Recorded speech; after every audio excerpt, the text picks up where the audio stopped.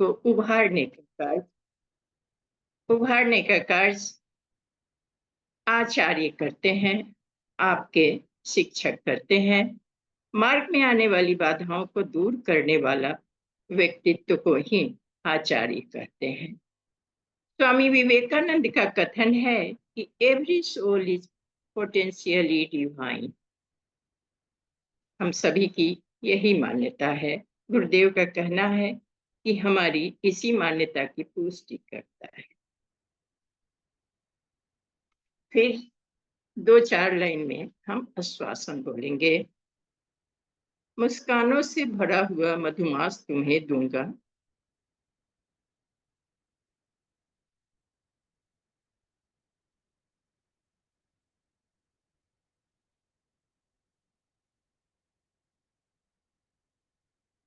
मुस्कानों से भरा हुआ मधुमास तुम्हें दूंगा, छोटा मन मत करो, नया आकाश तुम्हें दूंगा, नभ को भी छू सको वही विश्वास तुम्हें दूंगा, वही विश्वास तुम्हें दूंगा। तो इस तरह से गुरुदेव ने आश्वासन दिया है आप नन्हे मुन्ने बच्चों को। हमारे बहुत ही ज्ञानवान आचार्य आपके, हम सब के भाई साहब आदरणीय अमन कुमार जी भाई साहब को हम आमंत्रित करेंगे, आपका आगे का कक्षा लेंगे वो। धन्यवाद जी भैया, आमंत्रित हैं आप। जी दी, बहुत बहुत धन्यवाद आपका।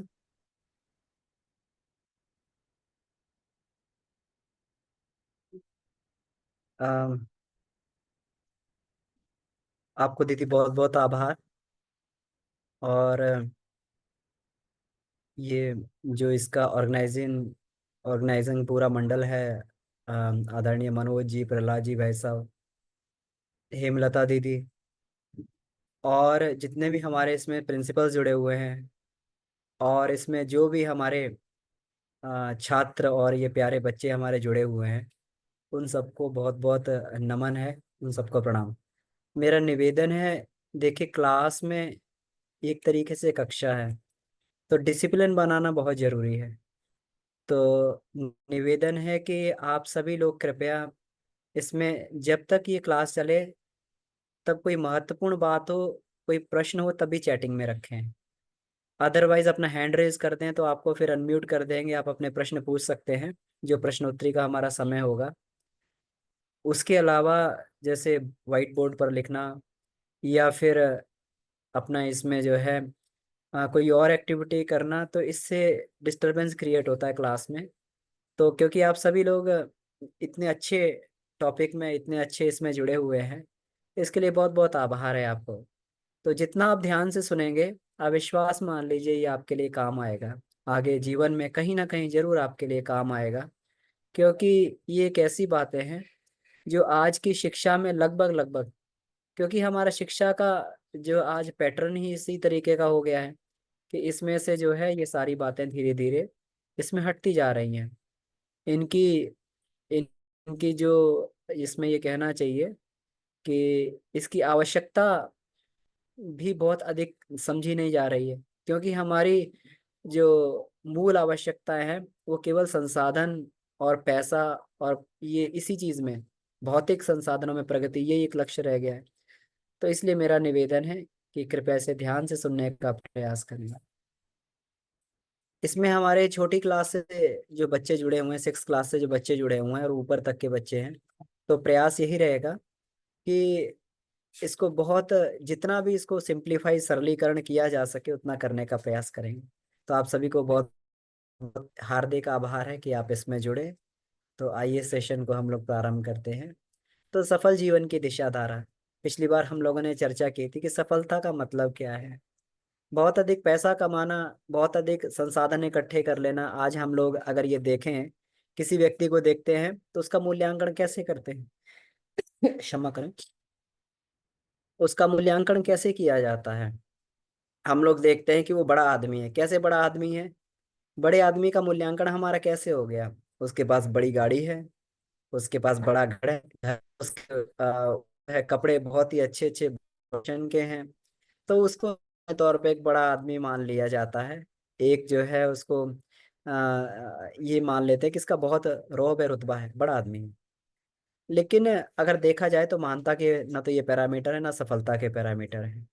हम लोग देखते हैं कि धन अर्जित करते करते जो व्यक्ति इसकी चरम पराकाष्ठा पर भी पहुंच गए, तो उन्होंने कहा कि ये जीवन हमने इसके लिए खपा तो दिया, लेकिन कोई बहुत ज्यादा उपयोग इसका हमारे जीवन में नहीं है।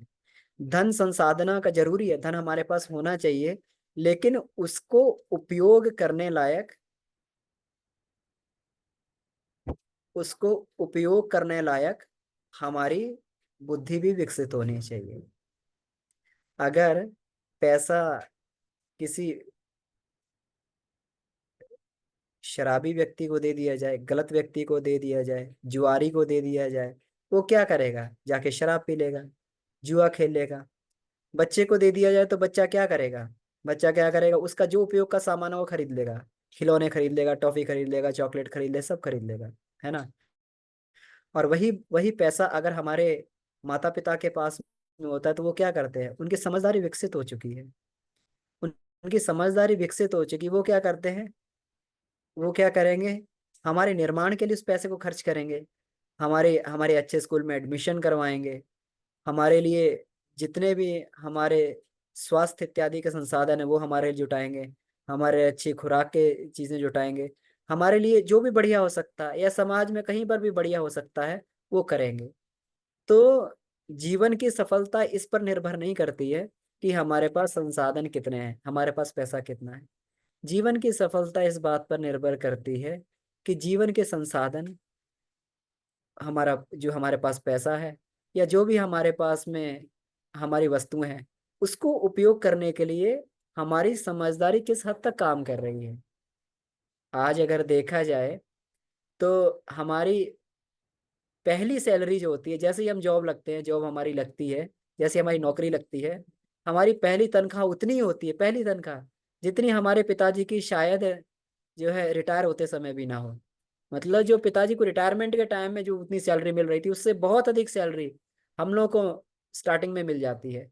लेकिन हमें देखना चाहिए क्या हम उनके जितना विकास कर पा रहे हैं अपने जीवन में, उतना पैसा संसाधन लेके। हम तो लगता है कि उनसे भी दुखी, उनसे भी प्राय ये अकेले और दुखी परेशान दिखाई देते हैं।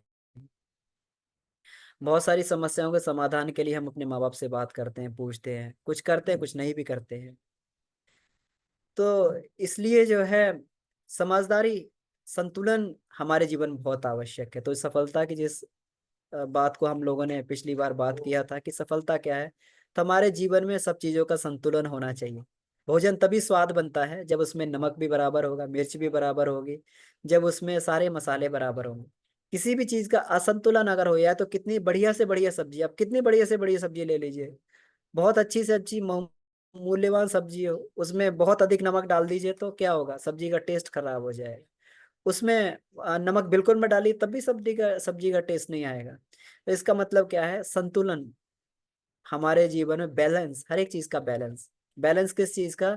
हमारे शारीरिक स्वास्थ्य का बैलेंस, हमारे मानसिक स्वास्थ्य का बैलेंस, क्या हम अच्छा सोच पा रहे हैं? हमारे हमारे जो है अ, जो हमारा आत्मिक अंतःकरण है उसका बैलेंस, क्या हमारे अंदर जो है हमारा मन, हमारे अंतःकरण में उतनी उस स्तर की अच्छाइयाँ हैं, उस स्तर का हमारा अंतःकरण विकसित है जिससे हम इस सब चीजों का आनंद ले सकें, जिस सब चीजों का सुख ले सकें, और जिससे थोड़े ही संसाधनों में, थोड़े से ही संसाधनों में हम लोग सुखी रह सकें और सफलता को अर्जित कर सकें। बहुत सारे छात्रों को हम लोग देखते होंगे, बहुत गरीब छात्र होते हैं, लेकिन फिर भी पढ़ने में और उसमें आउटस्टैंडिंग होते हैं, मेहनत करने में आउटस्टैंडिंग होते हैं। तो क्या है? ये सिर्फ ये है कि उनकी समझदारी इतनी विकसित हो गई, थोड़े संसाधनों में काम चला पा रहे हैं। लेकिन क्या हमारी समझदारी उतनी विकसित हुई है? यही सफलता होती है, हर एक चीज का बैलेंस बनाना, अपनी समझदारी को विकसित करना। तो आज हम लोग जिस विषय पर चर्चा करने के लिए जा रहे हैं वो जीवन के लक्ष्य का निर्धारण। जीवन के लक्ष्य का निर्धारण बहुत ही महत्वपूर्ण है। एक गलत लक्ष्य व्यक्ति को जीवन में कहीं से कहीं ले जाता है। एक लक्ष्यहीन व्यक्ति, जिसके जीवन का कोई लक्ष्य ना हो, जिसे मालूम ना हो मुझे क्या करना है। आप किसी भी बच्चे से, हमने जब ये फॉर्म देख रहे थे आपके, जो आपने फॉर्म भरे हुए हैं, तो उसमें फॉर्म में लिखा हुआ था कोई डॉक्टर बनना चाहता है, कोई इंजीनियर बनना चाहता है, कोई वकील बनना चाहता है ना, कोई टीचर बनना चाहता है, कोई आईएएस अधिकारी बनना चाहता है, कोई आईपीएस बनना चाहता है।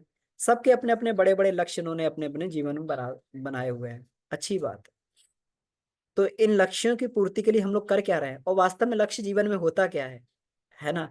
इसीलिए आप सभी से लक्ष्य भरवाए गए थे, ताकि आपके लक्ष्यों के बारे में हम लोग जान सकें, उसमें आपकी मदद कर सके कि आप अपने लक्ष्य को कैसे प्राप्त कर सकते हैं, आप अपने लक्ष्य तक कैसे पहुंच सकते हैं। तो इसलिए तो हम लोग इसमें ये भी करेंगे कि आप लोगों से इंडिविजुअली हम लोग बात करने का सेशन भी रखेंगे, कि आपके लक्ष्य में हम लोग कैसे आपकी सहायता करें, आपको और आगे बढ़ाएं। आपके लिए जो हमारे अनुभव हैं, जो हम लोगों ने अपने जीवन में यहाँ तक पहुंचने के अनुभव अर्जित किए हैं, जो सफलताएं हमने अर्जित की हैं, उसके पीछे जो अनुभव है आपको बताएं, ताकि आपकी यात्रा जो है बहुत आसान हो जाए। हम लोग अगर मान लीजिए दिल्ली बम्बई की तरफ जा रहे हैं और हमें रास्ता नहीं मालूम, तो यात्रा बड़ी कठिन रहती है। लेकिन अगर कोई व्यक्ति बता दे कि आप यहाँ से थोड़ी दूर एक स्टेशन पड़ेगा, वहां चले जाइए, और वहां से आपको ट्रेन मिल जाएगी, और ट्रेन से आप जो है आराम से 12 से 15 घंटे में बम्बई पहुंच जाएंगे।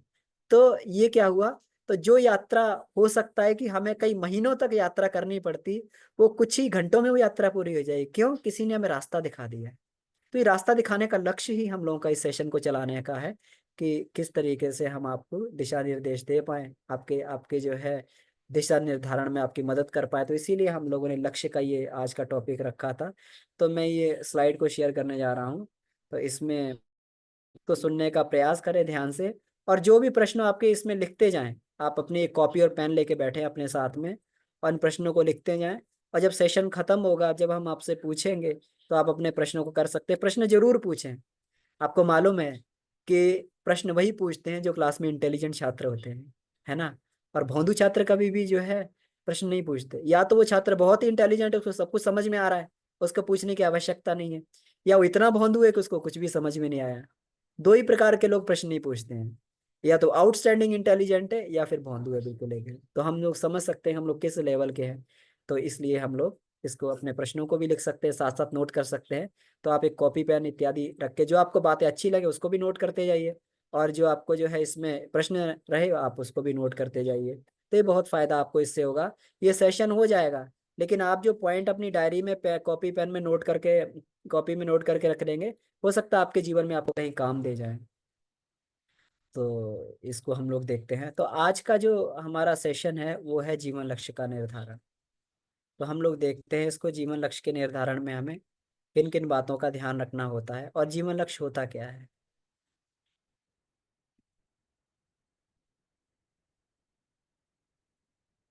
साधारण तौर पर हम लोग जो जीवन यापन को ही जीवन का लक्ष्य मान लेते हैं, है ना। लेकिन जीवन यापन और जीवन लक्ष्य दो विभिन्न बातें हैं। इसको और सरल करके बताता हूँ कि सामान्यतः हम लोग क्या करते हैं। सामान्यतः हम लोग का पढ़ने का लक्ष्य क्या रहता है। हम लोग का पढ़ने का लक्ष्य रहता है, माँ बाप भी यही कहते हैं, बेटा अच्छे से पढ़ लो, अच्छी नौकरी मिल जाएगी। अच्छा, इसमें क्या नहीं क्लियर आ रहा। ये स्लाइड क्लियर नहीं आ रहा।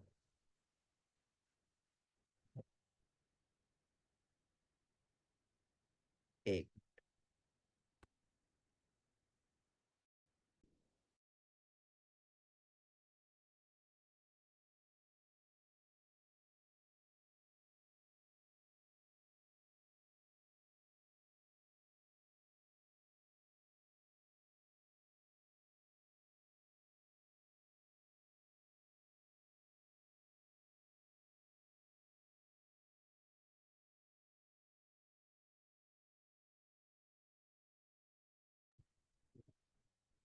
ठीक है।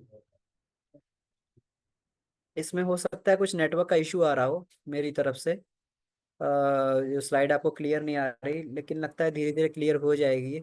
नहीं, एक कुछ बार हम यहाँ पे रिमोट अमन में एरिया में हैं अभी। अमन में एक बार हाँ, रीशेयर कीजिए ना। इस- जी। रीशेयर करूँ? ठीक है। हाँ, हो सकता है ठीक हो जाएगा। हम्म।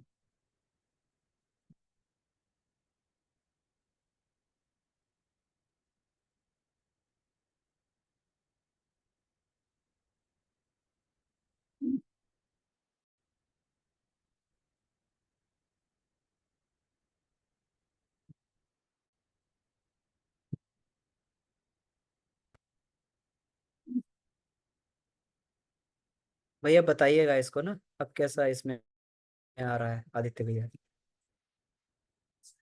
क्या आ रहा है आपके? मेरे आप लैपटॉप से कर, जी भैया लैपटॉप से कर रहे हैं।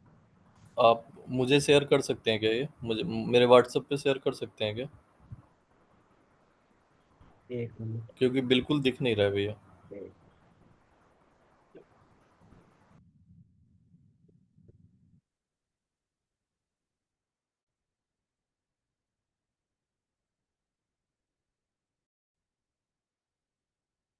तो हम लोग इस बात पे चर्चा कर रहे थे कि जीवन यापन, जनरली हम लोग जीवन यापन को ही जीवन का लक्ष्य मान लेते हैं।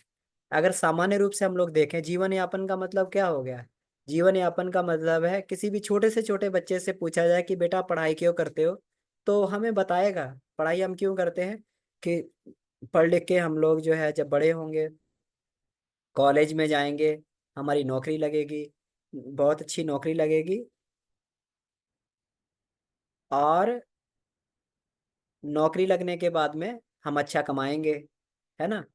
तो इस तरीके से जो है ये वाली बातें हम लगभग लगभग सभी बच्चों से पूछे तो वो यही बताएंगे कि पढ़ाई का लक्ष्य क्या है। बढ़िया से हमारी जो है हम लोग बढ़िया पोस्ट पे चले जाएंगे, बढ़िया नौकरी लग जाएगी, है ना। और नौकरी किस लिए करेंगे?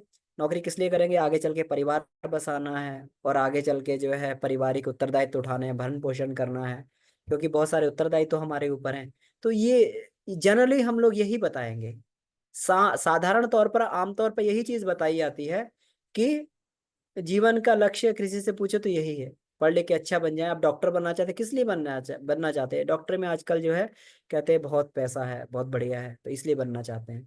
और क्या है, समाज में इज्जत भी मिलती है। तो यही कुछ कुछ कुछ बातें जो है ये बताई जाती हैं। तो ये जीवन यापन हुआ। जीवन यापन का मतलब है कि अपने जीवन को गुजर बसर करने के लिए संसाधनों को जुटाना, ये जीवन यापन हो गया। इसी को जीवन यापन कहा कहते हैं। और जीवन लक्ष्य ये अलग बात है। जीवन लक्ष्य अलग बात है। तो हम लोग अगर देखें कि जो सामान्य लोग होते हैं, उनका जीवन लक्ष्य केवल जीवन यापन होता है कि किसी तरीके से नौकरी कर ली जाए, और उसमें जो है अच्छी नौकरी लग जाए, पढ़ाई करके नौकरी लग जाए, नौकरी करके जो है हमारा परिवार बन जाए, उसका भरण पोषण कर लिया जाए, ये उनके जीवन का लक्ष्य होता है। उनके सारे के सारे जितने लक्ष्य होते हैं, सारे उसी पे केंद्रित होते हैं कि आगे फ्यूचर के लिए हमें क्या सेविंग करनी है, आगे क्या प्लान बनाना है, क्या घर खरीदना है, कौन सी गाड़ी खरीदनी है। ये सब सारे के सारे लक्ष्य उनके, अगर पूछा जाए आपके जीवन का 10 साल के बाद का लक्ष्य क्या है, अभी नौकरी लगी, 10 साल के बाद का लक्ष्य क्या है, कि 10 साल के बाद का लक्ष्य ये है कि मैं एक बढ़िया सा अच्छा सा घर मेरा हूँ। 5 साल बाद का लक्ष्य क्या है? 5 साल बाद का लक्ष्य है कि मेरी अच्छी सी गाड़ी होनी चाहिए। और उसके बाद का लक्ष्य क्या है? उसके बाद का लक्ष्य ये है कि मेरा इतना इतना कैपिटल मेरे बैंक बैलेंस में होना चाहिए। तो ऐसे करके ये सारे लक्ष्य कोई व्यक्ति बताता रहेगा। और सामान्यतः यही सभी लोगों का लक्ष्य होता है। तो साधारण लोग जो हैं अपने जीवन के लक्ष्य किसको मान लेते हैं? जीविका जीविका के साधन जुटा लेना, परिवार बसा लेना, बच्चों का पालन पोषण करके शादी ब्याह कर लेना, यही जीवन के लक्ष्य बना के रहते हैं। तो ये वाली बात है।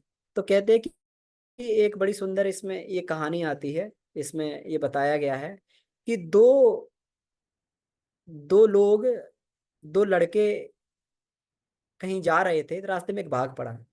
उस बाग में बहुत अच्छे फल लगे हुए थे, मीठे फल लगे थे, बढ़िया फल, आकर्षक फल लगे हुए थे, देखने में जी ललचा रहा था एकदम। तो जब उन्होंने बाग के माली से बात किया, तो बाग के माली ने कहा तुम फल खा सकते हो, लेकिन एक शर्त है कि इस बाग में का नियम ये है कि जो भी यहाँ आएगा वो पेट भर के फल खा सकता है, जितने फल खाए उतना खा सकता है, लेकिन यहाँ पर केवल एक ही दिन रुकने की परमिशन है। एक दिन रुकने का आपको जो परमिशन मिलेगी।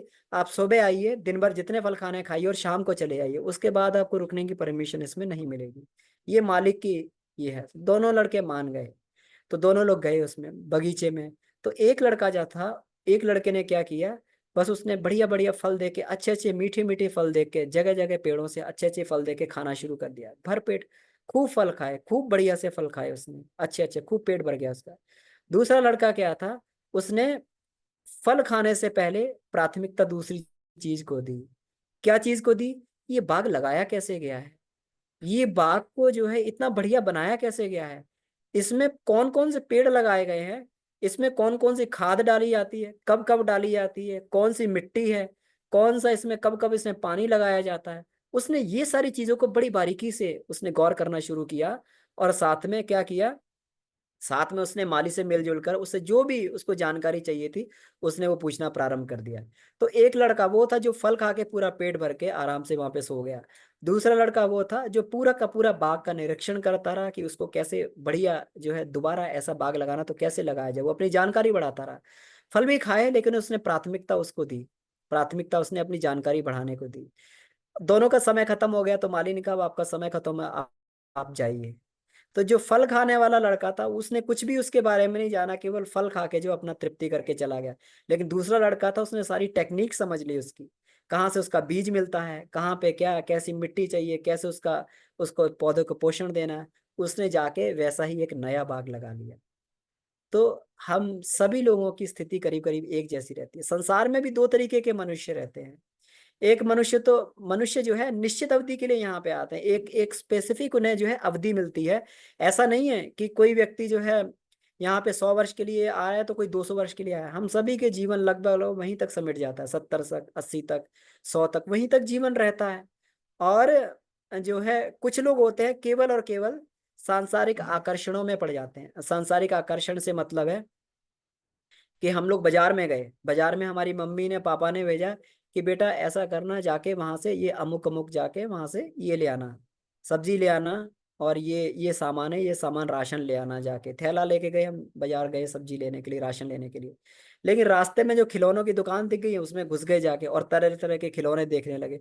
देखते देखते देखते घंटे 2 घंटे बीत गए और फिर हम जो है वो भी भूल गए, जिस चीज को लेने आए थे भूल गए। और जो है और ऐसे ही घर चले गए किस चीज के लिए आए, है ना। तो बाजार जिस चीज के लिए गए थे वो तो चीज खरीदी नहीं, केवल वहाँ पे जो चकाचौंध थी उसको देख दाख के आ गए वापस। तो घर पे क्या होगा, डांट भी पड़ेगी। और समझदार बच्चा क्या है, समझदार बच्चा वो है जो बाजार कुछ खरीदने गया तो सबसे पहले वहां पर जाके उन चीजों को देखे और बढ़िया से बढ़िया चीज को खरीद कर ले आए। उनको माँ बाप का जो है उनको प्रेम मिलता है, स्नेह मिलता है, आशीर्वाद मिलता है, उनको तारीफ मिलती है कि बेटा तुम बहुत अच्छा लेके आए हो। और जो जाके अपनी मस्ती में खो जाते हैं उनको माँ बाप से डांट भी पड़ती है कि तुझे किस लिए भेजा था और तुम क्या क्या करके आ गए। तो यही हम सब लोगों का होता है कि संसार में भी हम निश्चित अवधि के लिए आते हैं। और वो अवधि जो है हमें ये बड़ी बड़ी जो है स्पेसिफिक अवधि मिलती है, उसके बाद जीवन नहीं मिल सकता है। तो समझदार वो होते हैं जो अपने जीवन में परिस्थितियों का अध्ययन करते हैं और उन परिस्थितियों का अध्ययन करके उसको और कैसे बढ़िया से बढ़िया बनाया जा सके, उन परिस्थितियों का अध्ययन करके उसको बढ़िया बनाते हैं। वही व्यक्ति समझदार होते हैं, वही व्यक्ति जो है बुद्धिमान होते हैं। हम लोग देखें जितने भी हमारे महापुरुष हुए हैं उन सबका जीवन बड़ी तंगी में बीता। लाल बहादुर शास्त्री थे, सिर में उनके तेल लगाने के लिए तक भी नहीं होता था। सिर में इतना उनका तेल नहीं था घर में कि सिर में तेल लगा ले, जाके बाल कटवाए हैं। परिस्थितियों के साथ में समझौता किया, उन्हें मालूम था कि मुझे किसी भी हालत में पढ़ना है। अब रास्ते में जो नदी पड़ा करती थी तो उसमें नदी पार करने के लिए उनपे नाविक को देने के लिए पैसे नहीं हुआ करते थे, लेकिन जाके तैर के नदी पार कर लिया करते थे। उन्होंने परिस्थितियों को समझा, उसके साथ में तालमेल बनाया और बाद में क्या बने, बाद में जो शिक्षा शास्त्री बने। उन्होंने गरीबी में ही आउटस्टैंडिंग इंटेलिजेंस होते हुए उन्होंने आउटस्टैंडिंग इंटेलिजेंस को उन्होंने वो डेवलप किया और उसके बाद में भारत के प्रधानमंत्री बने। और प्रधानमंत्री बनकर उन्होंने जो है जो ये रशिया का समझौता हुआ था इसमें महत्वपूर्ण अपनी भूमिका निभाई। कितनी बड़ी भूमिका, कितना जबरदस्त उन्होंने अपने इसमें माइंड सेटअप का परिचय दिया। ये समझदार व्यक्ति होते हैं जो समय रहते हुए परिस्थिति को समझते हैं, देखते हैं कि हमारे आसपास क्या परिस्थितियां हैं। ऐसा नहीं है कि आज चलो आज अपना जो है खेल कूद के सारे समय को खत्म कर दिया जाए। खेलना कूदना जरूरी है, लेकिन उतना ही जरूरी है साथ में क्या हमने अपने विकास के लिए, अपने आप को विकसित होने के लिए समय दिया। आधा समय हम अपने मौज मस्ती में लगा दें, लेकिन आधे समय का तो प्रयोग करें। हम जीवन में कुछ अपने आप को हेल्दी बनाने के लिए व्यायाम, एक्सरसाइज, आसन इत्यादि कर रहे हैं। ऐसा तो नहीं है कि थोड़ी थोड़ी अगर मौसम परिवर्तन होता है हम बीमार पड़ जाते हैं, हमारी नाक बहने लगती है, हमारे जो है खांसी हो जाता है, जुकाम हो जाता है, हमारा स्वास्थ्य खराब हो जाता है। तो क्या हम इसके बैलेंस करने के लिए अपने शरीर के लिए कुछ कर पा रहे हैं? आसन प्राणायाम इत्यादि व्यायाम वगैरह कुछ कर रहे हैं? अपने आगे जो हमें ये पढ़ाई का लक्ष्य मिले क्या उसको कर पा रहे हैं? अच्छे नंबर लाने के लिए कुछ कर पा रहे हैं? हम अपने आप को आउटस्टैंडिंग बनाने के लिए क्या कुछ विद्या का अर्जन कर रहे हैं? ये सारी चीजों को हमें देखना चाहिए और इसके अनुसार हमें ये करना चाहिए। समझदार वही व्यक्ति होता है। अब आगे हम लोग देखते हैं जी भैया आगे नेक्स्ट स्लाइड पे जाएंगे।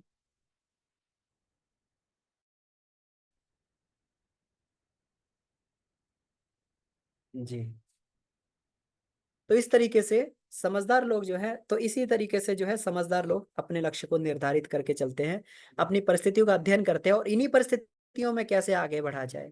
ऐसा नहीं कि परिस्थितियां जो है महापुरुषों के लिए अलग थी, उन्हें बड़ी सुविधाएं मिल गई थी।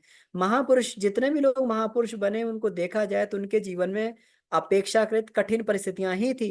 कठिनाई में ही उन्होंने अपना जीवन यापन किया। भैया नेक्स्ट स्लाइड कर देंगे इसको। कठिनाई में ही उन्होंने अपना जीवन यापन किया, लेकिन कठिनाई के रहते हुए उन्होंने परिस्थितियों को समझा, अपनी क्षमताओं को विकसित किया और जीवन के चरम लक्ष्य को प्राप्त करते हुए चले गए। जीवन के चरम लक्ष्य को वो प्राप्त करते हुए चले गए। जी जी आदित्य भैया, इसको आगे बढ़ा देंगे कृपया।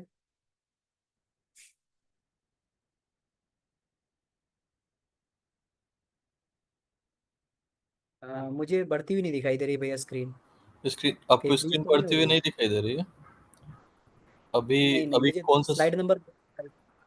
ये स्वर्णिम दौर को व्यर्थ न जाने दें। हाँ स्लाइड, हाँ स्लाइड नंबर 2 दिखाई दे रहा है भैया मुझे, केवल जीवन यापन और जीवन लक्ष्य। ये तो सही नहीं है, फिर एक मिनट। तो मैं यही बात इसमें कहने की कोशिश कर रहा था कि ये ना समझे हमारी छोटी अवस्था है, इसको गंभीरता से लेने का प्रयत्न किया जाए। अपने जीवन का लक्ष्य का निर्धारण आज से ही प्रारंभ किया जाए और उस जीवन के लक्ष्य के लिए हम लोग क्या कर सकते हैं उसको किया जाए। तो हम इसमें देखते हैं कि आगे हम लोग अपने जीवन के लक्ष्य का निर्धारण किस तरीके से कर सकते हैं। इसमें बहुत महत्वपूर्ण बातें ये बताई गई हैं। जी,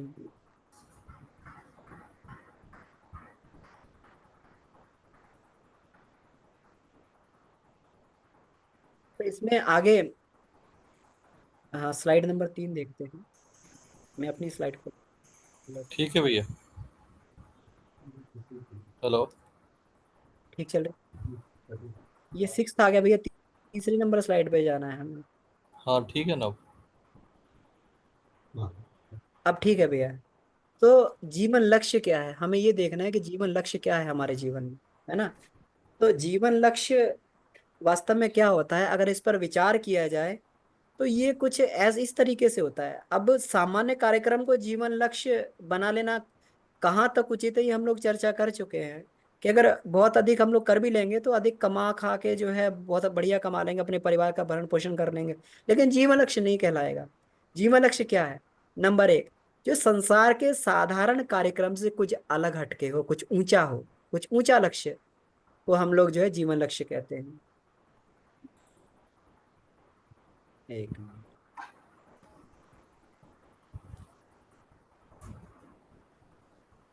जी, तो जीवन के साधारण कार्यक्रम से कुछ ऊंचा होना चाहिए, हमारा जीवन का लक्ष्य है। और इसमें पुरुषार्थ करने के लिए कुछ अतिरिक्त करना पड़े, कुछ एक्स्ट्रा एफर्ट हमें लगाने पड़े।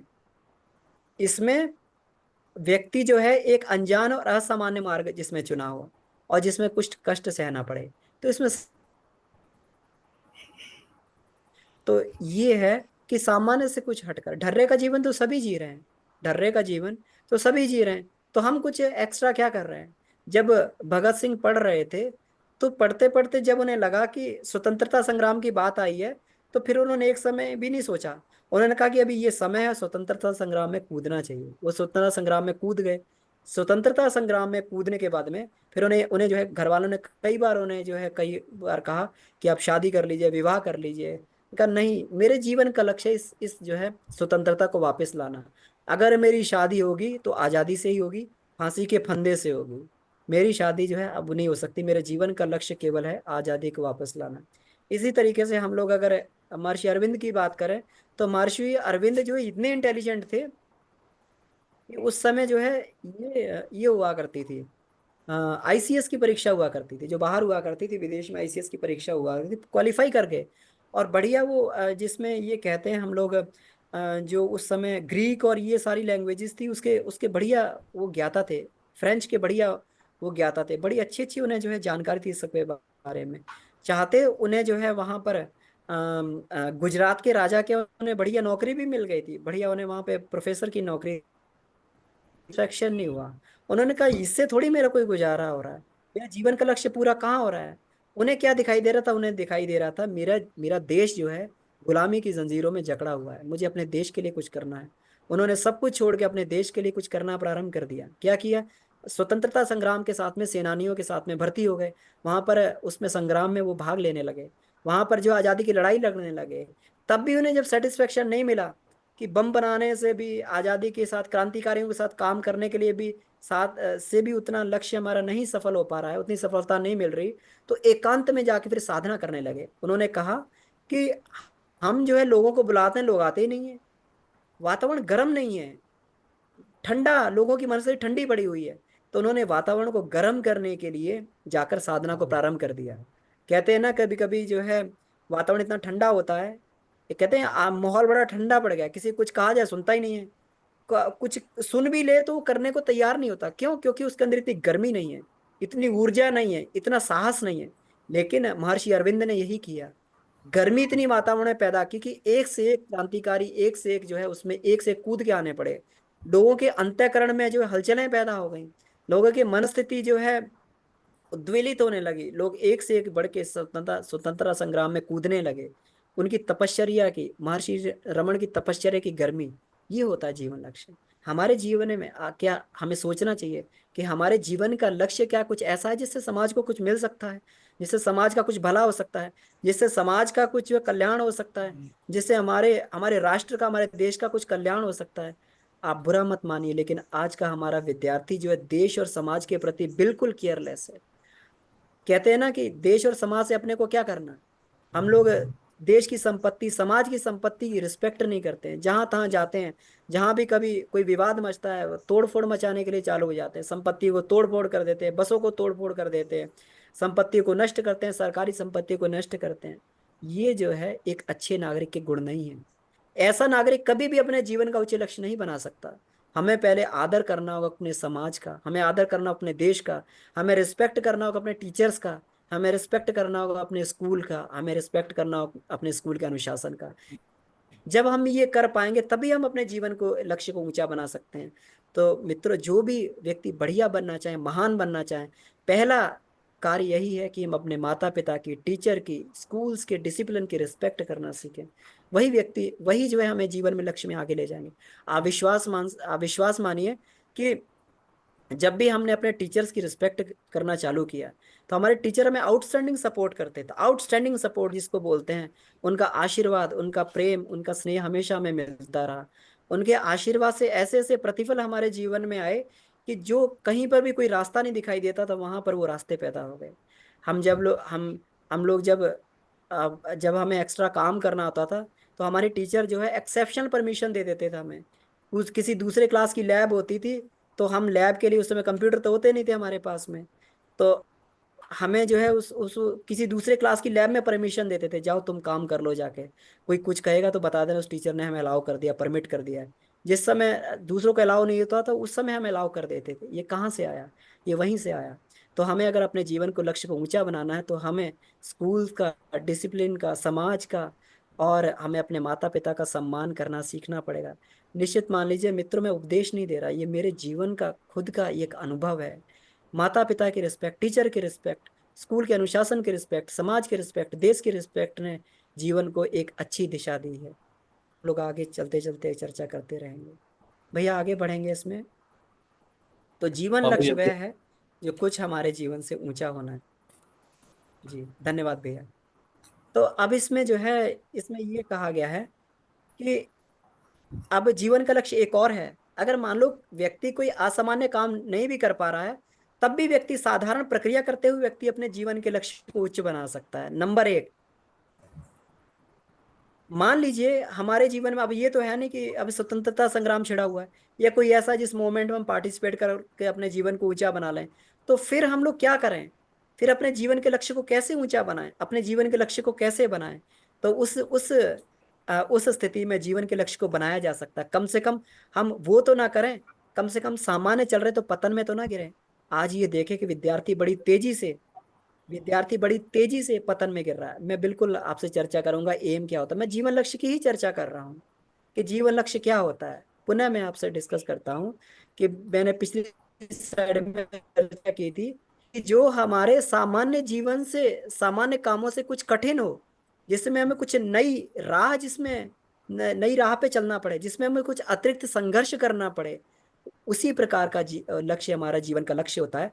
अब इसमें यह बताया गया है कि सामान्य स्थिति में भी हम अपना जीवन का लक्ष्य किस प्रकार बना सकते हैं। अगर हमें ये लक्ष्य ना भी बने, लेकिन सामान्य स्थिति में हमारे जीवन का लक्ष्य ऊंचा कैसे हो सकता है? कम से कम हम आदर्श मार्ग पे तो चलें, आदर्श बच्चे हैं, आदर्श बच्चे बने, हम लोग आदर्श जो है विद्यार्थी बने। कम से कम अपने आप को वहां तो ना गिराएं। ऐसा तो नहीं है हम कॉलेज जा रहे हैं, स्कूल जा रहे हैं, स्कूल जाके पता लगा कि बच्चों की गलत संगति में पढ़कर, और हम लोगों ने वहीं पर जो है गलत संगति में गलत आदतों को अपने आचरण में अपना लिया है। वह आज छोटे छोटे बच्चों को हमने देखा है, लोग सिगरेट पीना चालू कर देते हैं, व्यसन चालू कर देते हैं, तंबाकू खाना चालू कर देते हैं, सुपारी खाना चालू कर देते हैं। मित्रों, यह जो है बड़ा भारी पड़ता आगे। अभी तो शौक शौक में एक सुपारी का दाना अपने अपने मुंह में डाल लिया, लेकिन वो शौक कब हमारे जीवन पे कब भारी वो पड़ जाएगा और हमारे जीवन में की सबसे बड़ी हानि बन जाएगी, हमें नहीं पता लगता। ये शौक मौज जो होती है, जो प्रारंभ में हम लोग करते हैं, थोड़ा सा करके देख लो क्या होता है। मित्रों, ये थोड़ा सा ही जहर, कहते हैं ना साइनाइड खा लो तो व्यक्ति दोबारा जीवित नहीं रहता है, साइनाइड का स्वाद बताने के लिए। ये साइनाइड ही है। अगर एक बार हमने सुपारी, एक बार हमने ये गुटखा और एक बार ये खा लिया, ये साइनाइड ही जैसा जहर हो जाएगा, दोबारा हमें उसको छोड़ने का मौका भी नहीं मिलेगा। हमारे यौवन की शक्ति इतनी तेज होती है कि कोई भी आदत का अपना लें, किसी को भी अपना लें, तो दुगनी शक्ति से हम उसमें भागते हुए आगे चले जाते हैं। फिर हम कितना भी प्रयास करें, हम रुक नहीं पाते। इसलिए रखें, किसी बुराई को शुरू करने से पहले 50 बार सोचें कि ये बुराई क्या ये बुराई वास्तव में अपने जीवन का अंग बनाना चाहते हैं। अपने माँ बाप के बारे में सोचें कि क्या हमारे माँ बाप को पता लगेगा तो इस बारे में क्या वो हमारी सराहना करेंगे। ये सब चीज़ों के बारे में एक बार जरूर सोचें। और ये मत सोचें, ये जो बच्चे कहते हैं आपस में, जिसको पीयर प्रेशर बोलते हैं, यार एक बार कर लो फिर आगे थोड़ी करना है कोई, ये सिर्फ मजे के लिए आज कर लो। मित्र, मजा कभी नहीं होता, वही जीवन के पतन का क्षण होता है। इसलिए हमें सावधान होकर, हमें हमेशा हर एक क्षण को सावधान होकर, और पहले तो हम अपनी मित्रता ऐसे लोगों से बनाएं कि सज्जन हो, जो हमें अच्छाई के लिए।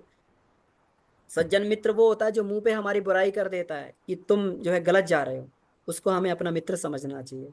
और जो ये हमारी बुराई में हमारी सराहना करे, यार तुम बहुत अच्छा कर रहे हो, कल फिर जो है तुम ऐसा ही करना, इससे कुछ भी नहीं होता, उसको मान लेना चाहिए। हम मान लेना चाहिए हमारा सबसे बड़ा शत्रु है, तो हमें ये मानना चाहिए।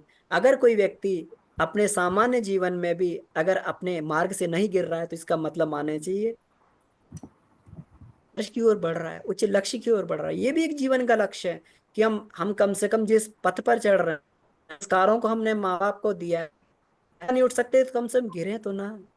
और वास्तव में आप विश्वास मान लीजिए कि हमारी जो ये होती हैं, हमारी जो बुराइयां होती हैं, हमारी कमियां जो होती हैं, ये बहुत सारी हमारी शक्ति को सोख लेती हैं, बहुत सारी हमारी क्षमताओं को खत्म कर देती हैं, हमारे एनर्जी को खत्म कर देती हैं। तो अगर जो व्यक्ति जो है ये कहते हैं कि सही मार्ग पे आगे चलता हुआ चला जाए और अंतिम सांस तक शांति और संतोष के साथ अपना जीवन व्यतीत कर सके, उसने उसको भी मानना चाहिए कि उसने अपने जीवन की सफलता को प्राप्त कर लिया। मेरा निवेदन है, कृपया इसमें जो है अनम्यूट कर दें अपने आप को, जो भी वो ठीक है। तो उसने भी जीवन में सफलता को प्राप्त कर लिया, मतलब आप जहां पर थे वहां से ऊंचा नहीं उठ सकते तो कम से कम गिरे भी नहीं, तो ये भी मान लीजिए सफलता है। ऊंचा तो उठना ही है, ऐसा तो हो नहीं सकता, ऊंचा तो उठना ही है, लेकिन कम से कम आप अपने जीवन को गिरने ना दें। भैया आगे स्लाइड पे जाएंगे। तो जीवन लक्ष्य को हमने दो तरीके से समझा, एक वह जो आउटस्टैंडिंग काम है, जो महान व्यक्ति करते हैं, है ना। एक वह कि अपने जीवन को जिस दिशा में चल रहा है उस दिशा से कुछ और ऊपर उठाएं, कम से कम जहां पर है वहां से तो ना गिरें। अपना रोज मूल्यांकन करें, आज हमने क्या नया और अच्छा सीखा। अपना मूल्यांकन करें कि क्या हमने कोई आज ऐसी बुराई तो नहीं कर ली, छोटी सी छोटी बुराई जो हमारे जीवन का हिस्सा बन के हमें पतन की ओर ले जाए। भैया आगे स्लाइड को बढ़ाएंगे। दिख रहा है भैया आपको? परिश्रम एक स्वचालित शक्ति। एक मिनट, इसमें मुझे लग रहा है कि इसमें कोई समस्या आ रही है। भैया आपको स्लाइड आगे बढ़ता हुआ नहीं दिख रहा ना? नहीं अभी आगे अभी बढ़ता कौन है। सा स्लाइड दिख रहा है? वही पहले वाला स्लाइड ही है ये अजय हो जी। अब अब सही टर्निंग आया। और हाँ, तो ये हमारा स्वर्णिम दौर है, ये हमारा स्वर्णिम दौर है। तो ये स्वर्णिम दौर को हमें अपना जो है कभी छोड़ना नहीं चाहिए। ये युवा दौर ही, क्योंकि यहीं पर ही आप कठिनाई और परेशानी उठा सकते हैं। आपके अंदर अदम्य साहस है, आपके अंदर अदम्य जोश है, आपके अंदर अदम्य ऊर्जा है। आप चाहें तो पत्थर को भी पिघला सकते हैं, पत्थर को भी गला सकते हैं। यही इसी समय जो है, जो लगन, निष्ठा और कड़ी मेहनत, दूरदृष्टि और पक्का इरादा और अनुशासन, ये कार्य की सफलता के लिए आवश्यक पड़ता है। सच्ची लगन और निरंतर प्रयत्न, ये दो ही चीजें हैं जो आपको आपके लक्ष्य तक पहुंचा सकते हैं। इसको नोट कर लीजिए, सच्ची लगन, लगन होनी चाहिए हमें, और निरंतर प्रयास आपको जीवन में आगे बढ़ा सकते हैं। तो सोचते जागते केवल यही विचार करें कि हमें अपना लक्ष्य जो बना लिया है उसके लिए हमें आगे बढ़ना है, सच्ची लगन के साथ, निरंतर प्रयास के साथ, परिश्रम परिश्रम घोर परिश्रम के साथ हमें आगे बढ़ना है। जी भैया, आगे बढ़ेंगे। ऐसा नहीं कि कल, आज ही अगर तो आज ही अपने निर्धारण करें। और जो व्यक्ति परिश्रम करता है, ऐसा नहीं कि हमारे अंदर एनर्जी नहीं, हम इतना परिश्रम नहीं कर पाते हैं। अगर आप परिश्रम करेंगे तो परिश्रम एक स्व संचालित शक्ति है। स्व संचालित जानते हैं, जैसे हमें डायनमो होता है, डायनमो चलता है तो उससे इलेक्ट्रिसिटी बनने लगती है। परिश्रम एक स्व संचालित शक्ति है। आप देखिए, जितना परिश्रम करते जाएंगे उतनी आपकी क्षमताएं बढ़ती जाएंगी। जो व्यक्ति जितना परिश्रम करते है उसकी क्षमताएं, उतनी शक्ति उतनी बढ़ती हुई चली जाती है। ऐसा नहीं है कि परिश्रम से शक्ति खर्च होती है। शक्ति उनकी खर्च होती है जो उदासीन होते हैं, निकम्मे होते हैं।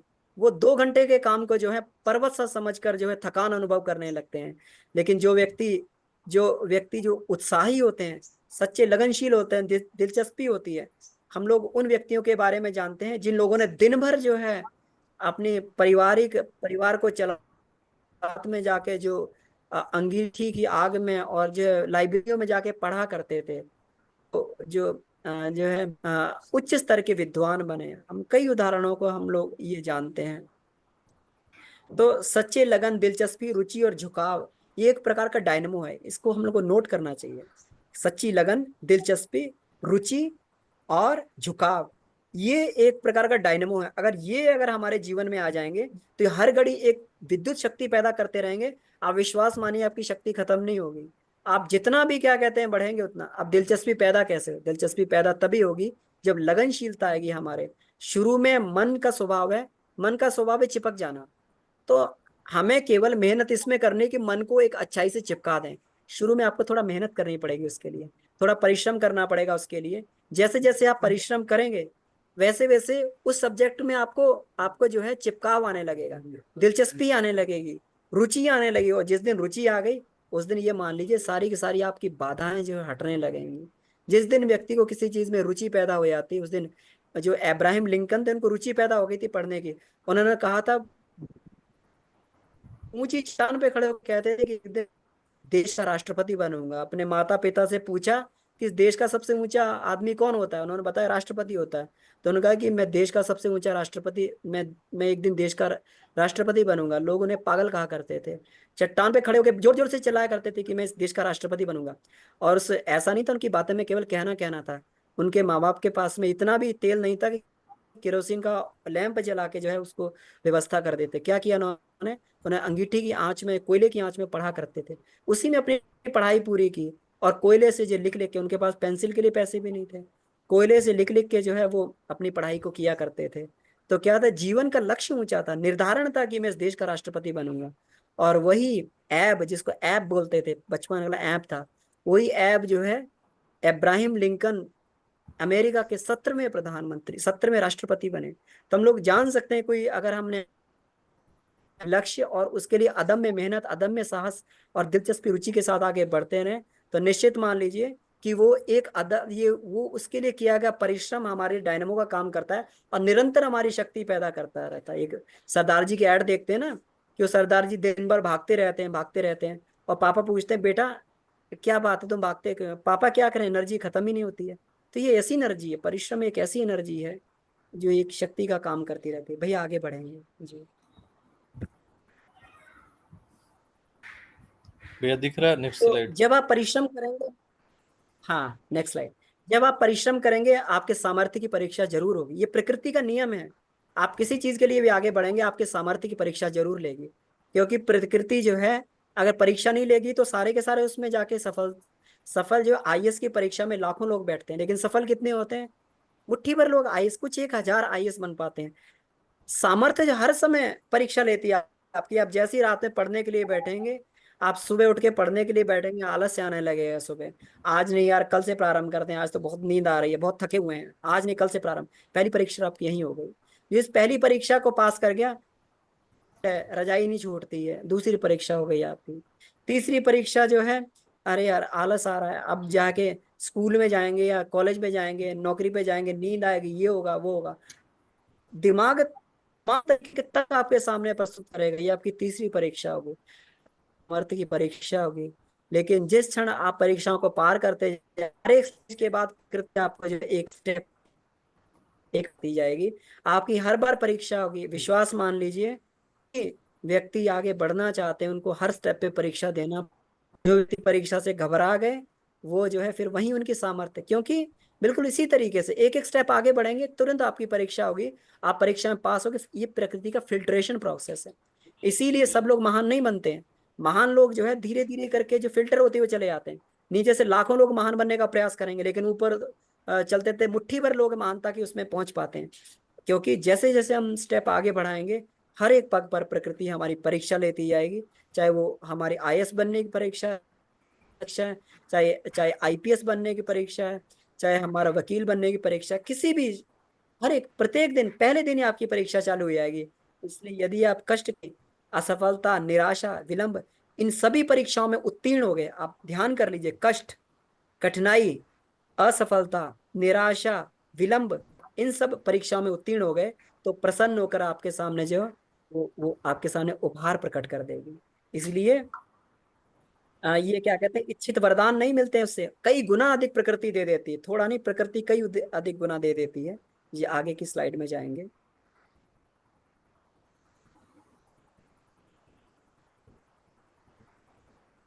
तो हाँ ये भैया। एक बहुत ये एक स्वर्णिम दौर हमारे लिए है। हमारे अंदर विश्वास मानना चाहिए कि हमारी आत्मा में अनंत शक्ति है, अनंत। कभी आपको बताएंगे कि हमारे एक एक सेल जो है, ये एक एक सेल, ये मैं नहीं बता रहा हूँ, ये विज्ञान के आंकड़े बोलते हैं, 1.4 वोल्ट एक एक सेल में होता है। एक सेल में 1.4 वोल्ट होता है। हमारे अंदर ट्रिलियंस ऑफ सेल होते हैं, बिलियंस ट्रिलियंस ऑफ सेल होते हैं। अगर उसको देखा जाए, तो करीब करीब करोड़ों वोल्ट का पोटेंशियल हमारे अंदर है। करोड़ों वोल्ट का पोटेंशियल हमारे अंदर है। मतलब हमारे घर की इक्विपमेंट कितने में चल जाते हैं? 250 वोल्ट पे चल जाते हैं। ट्रेन कितने में दौड़ती है? 25,000 वोल्ट पे ट्रेन दौड़ने लगती है। और हमारे अंदर कितना पोटेंशियल है? करोड़ों का पोटेंशियल है। हम एक नहीं, हजारों ट्रेन को अपने बल से रोक सकते हैं, अपनी संकल्प शक्ति से रोक सकते हैं। इतना अदम्य बल हमारी आत्मा के अंदर है। केवल उसको पहचानने की जरूरत है, उसको कुरेदने की जरूरत है, उस सामर्थ्य को बढ़ाने की जरूरत है। तो ये जो है, हम लोग इसी के लिए साधना की जाती है, इसी के लिए शुद्ध सात्विक आहार किया जाता है, इंद्रिय संयम किया जाता है, सदव्यवहार किया जाता है, सद्गुण को अपनाया जाता है। हम आगे सारी क्लासें लेंगे कि आप अपनी शक्ति को कैसे बढ़ा सकते हैं। आज तो केवल ये था कि आपको अपने लक्ष्य में किस तरीके से आपको लक्ष्य का निर्धारण करना है, और क्या क्या चीजें आपको लक्ष्य में बाधा बनेंगी, किस तरीके से आगे शक्ति को कैसे बढ़ाया जाए, इसके लिए अलग सेशंस लेंगे। गारफील्ड की बात है इसमें, कि गारफील्ड जो है अपनी पढ़ाई के साथ साथ जो है इसमें पुस्तकालय में नौकरी करने लगे। और उन्होंने जो है नौकरी करते करते, गारफील्ड जो है, अनेक उन्होंने जो है अपने पुस्तकालय में नौकरी करते अनेक उन्होंने ग्रंथों को पढ़ डाला, और धीरे धीरे प्रगति पथ पर आगे बढ़ते रहे। और उनका ये था कि मैं राष्ट्रपति बनूंगा। तो अपनी सामर्थ्य के बलबूते गारफील्ड जो है राज्यसभा के मेंबर बने, और राज्यसभा के बाद में उसके अगले चुनाव में राष्ट्रपति पद पे पहुंच गए।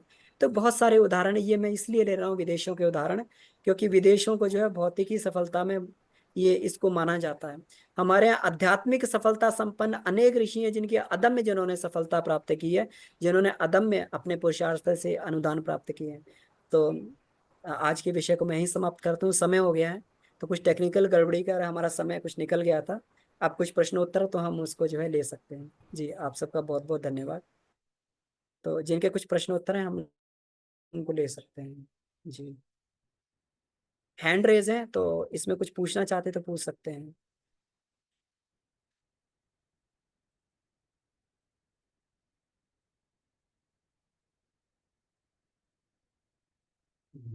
ये हैंड रेज है, तो इनको अनम्यूट करते जाएंगे भैया। अनम्यूट करते जाइए आदित्य भैया। आपको मालूम है अनम्यूट कैसे करना है? आपको एक नोटिफिकेशन आएगा, ये Realme RMX3 से ये हैंड रेज है, इनको अनम्यूट कर रहे हैं। आपके जो है लेफ्ट साइड में नीचे की ओर, लेफ्ट साइड में नीचे की ओर अनम्यूट का ऑप्शन है, इस पर क्लिक कर दीजिए, वो माइक का बना हुआ है, अनम्यूट हो जाएंगे आप।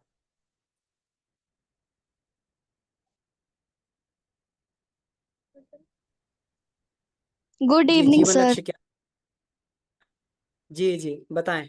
हम ये जी पूछना गुड चाहते इवनिंग। अगर हमको करियर बनाना है तो उसके लिए खुद में मेरिट्स होना चाहिए, तो मेरिट्स को कैसे पहचाने? हमें क्या करना अपने चाहिए? अंदर की अपने अंदर की मेरिट्स को कैसे पहचाने? अपने अंदर के मेरिट्स को कैसे पहचाने? देखिए, हम सभी में कुछ कॉमन मेरिट्स होती हैं, है ना, और कुछ जो है यूनिक मेरिट्स होती हैं। कॉमन मेरिट्स होती हैं तो यूनिक, पहले तो कॉमन मेरिट्स को ही लेके चला जाए, है ना। तो अभी तो हम लोग ये स्टेज है कि हम लोग अपनी कॉमन मेरिट्स को डेवलप कर सकें, यानी अपनी पढ़ाई, अपनी लगनशीलता, अपना परिश्रम, है ना, समय की पाबंदी, सफाई प्रबंधन, इन छोटी छोटी मेरिट्स को हम लोग पहले डेवलप करें। फिर जब धीरे धीरे ये मेरिट्स को डेवलप करेंगे तो अपने अंदर से अपनी प्रतिभा की पहचान हमें खुद होने लगेगी। मैं इस फील्ड में बहुत बढ़िया हूँ, मैं एक्सेप्शनल हूँ इस फील्ड में, तो आपको अपने आप पता लगने लगेगा। देखिए, ये जो है, क्योंकि ऐसा होता है कि जब बहुत सारा कूड़ा करकट हो तो आपको धीरे धीरे करके चारों तरफ से सफाई करनी पड़ेगी। चारों तरफ से सफाई कर देंगे तो एक एक करके चीज क्लियर होने लगेगी, है ना। तो आपको पहले छोटी छोटी मेरिट्स पे काम करना है, समय के प्रबंधन पे काम करना है, हमारा समय वेस्ट ना हो, हमारा समय अधिक मोबाइल में ना जाए, हम जो है अपने अब बड़ों का सम्मान की आदत को विकसित करें, सुबह उठने जगने के हम अपने रूटीन को विकसित करें। जब ये छोटी छोटी कॉमन मेरिट्स हम लोग ये अपने अंदर ये कर लेंगे, विकसित कर लेंगे, तो धीरे धीरे हमें अपनी यूनिक क्वालिटी भी पता लग जाएगी, ये क्वालिटी हमें सबसे अधिक यूनिक है और इसमें हम बेस्ट कर सकते हैं। जी, आपका कुछ समाधान हुआ अनुष्का? हाँ जी सर, हो गया। हमें छोटी छोटी अपनी अभ्यासों को पहले विकसित करना, एक एक अभ्यास को विकसित करना। मैंने पिछली बार भी बोला था, अगर आपको स्वास्थ्य बनना है कि मुझे स्वस्थ बनना है, तो स्वस्थ बनने की बहुत बड़ी डेफिनेशन होगी। स्वस्थ बनने के लिए हमें क्या करना पड़ेगा, उसको स्प्लिट कर लीजिए। स्वस्थ बनने के लिए हमें अच्छा भोजन, सात्विक भोजन करना पड़ेगा। स्वस्थ बनने के लिए हमें व्यायाम करना पड़ेगा। स्वस्थ बनने के लिए हमें जो है जल्दी सोना, जल्दी उठना पड़ेगा। तो एक एक आदत को अपनाइए, है ना। जैसे मान लीजिए हमने एक आदत को अपनाया कि हम रात को जल्दी सोएंगे, रात को जो है सुबह जल्दी उठेंगे, ठीक है, ये एक मेरिट हमारा हिस्सा बन जाए। फिर थोड़ा सा जब जल्दी उठते हैं तो थोड़ा व्यायाम चालू करें, आसन का चालू करें, ये आसन भी, ये अभ्यास चालू हो जाए। फिर उसके बाद करके और अपने आप को डेवलप करें। ऐसे करके एक एक मेरिट को हम लोग जोड़ते जाएंगे। हमेशा जो व्रत लें, संकल्प लें, छोटे छोटे लें। बड़ा संकल्प ले लेंगे आपको समझ नहीं आएगा कि हम शुरुआत कहाँ से करें। हम इसके लिए आपकी हेल्प करेंगे, हम आगे बताएंगे कि इसमें कैसे हमें आगे विकसित करना है। आपके स्वास्थ्य के सेशन होंगे, आपके पॉजिटिव विचार से भी संबंधित सेशन होंगे कि हम मन को कैसे दैट स्वस्थ मीन कि रखें, हम अपने शरीर को कैसे स्वस्थ रखें। जी दैट मीन कि हमें अपने आप को डिसिप्लिन रखना होगा। हाँ, अब अपने आप को डिसिप्लिन रखना एक बड़ी डिफिनेशन हो गई, है ना। अब डिसिप्लिन रखने, अनुशासित रखने के लिए हमें क्या करना होगा, इसे छोटी छोटी चीजें स्प्लिट करें। समय का पालन करना डिसिप्लिन होता है, हमारा समय मैं व्यर्थ ना जाए, ये भी डिसिप्लिन है ना। हम जो है खाते समय कुछ गलत सलत ना खाएं, ये भी एक डिसिप्लिन है ना। तो स्प्लिट करें कि हमें कौन से डिसिप्लिन का पालन करना है। एक कोई डिसिप्लिन ले लें, ये हम अपनी चीजों को व्यवस्थित करके रखेंगे, ये भी डिसिप्लिन है। तो किसी एक चीज को उठा के रख लें कि हम आज से जो अपनी चीजों को इधर उधर नहीं फेंकेंगे, अपने कपड़ों को, अपनी बुक्स को व्यवस्थित करके रखेंगे, एक डिसिप्लिन। जब इस डिसिप्लिन का पालन कर लें, इसके बाद ये करें कि हम लोग जो है अब समय का पालन करेंगे, जहां पे भी होगा समय से पहुंचने का प्रयास करेंगे, समय का प्रबंधन चालू करेंगे, दूसरा डिसिप्लिन हो गया। ऐसे करके अब जो है हम क्या करेंगे, अब जो तीसरा डिसिप्लिन है, हमेशा हर जगह सफाई रखने का प्रयास करेंगे, तीसरा डिसिप्लिन हो गया, है ना। तो ऐसे करके डिसिप्लिन डिसिप्लिन बनाए। अच्छा। मेरी बात क्लियर हो रही होगी? जी सर। जी। तो मेरा कहना यही है, बड़े बड़े व्रत न लें, छोटे छोटे व्रत लें। इतना व्रत ले लें कि सुबह खाली पेट उठ के पानी पिएंगे, रोज पिएंगे, सुबह खाली पेट उठ के वॉशरूम ले पानी पिएंगे, फिर वॉशरूम जाएंगे। इतना व्रत ले लें। अगर 10 दिन 15 दिन में ये अभ्यास आ जाए, फिर एक व्रत और ले लें कि सुबह उठ के जब खाली पेट पानी पिएंगे तो एक पेज कुछ अच्छा जरूर पढ़ेंगे। इसको अभ्यास करें 1 महीने तक। अगर ये अभ्यास में आ जाए फिर इसके आगे का और व्रत लें। जी थैंक यू सर। धन्यवाद जी। आगे अभी अपने आप को ये अनम्यूट कर सकते हैं केसरी जी।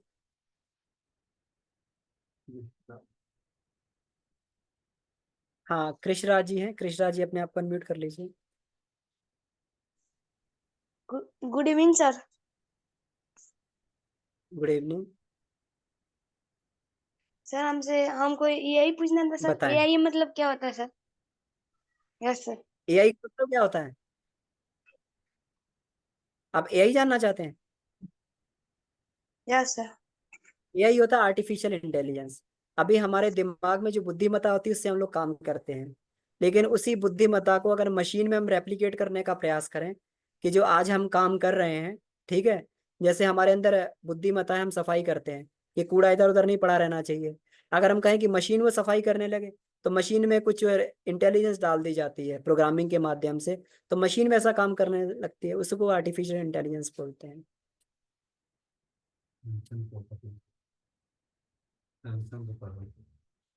जी जी। ये सैमसंग SM करके फोन है इनका। जी। Good evening sir. Good evening. Sir demerit कैसे पहचाने? डिमेरिट कैसे पहचाने?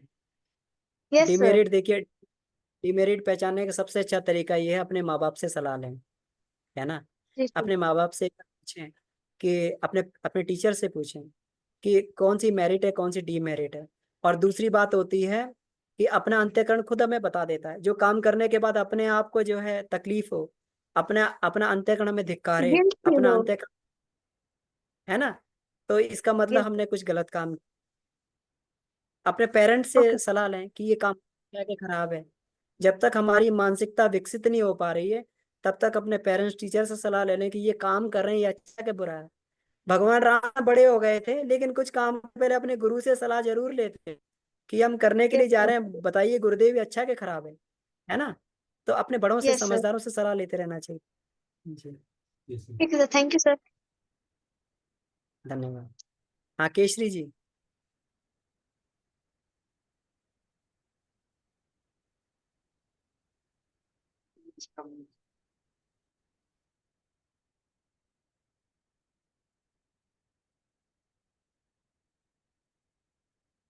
केशरी जी आप अपने आप अनम्यूट कर लीजिए, आपका हैंड रेज है, कुछ पूछना चाहते हैं क्या?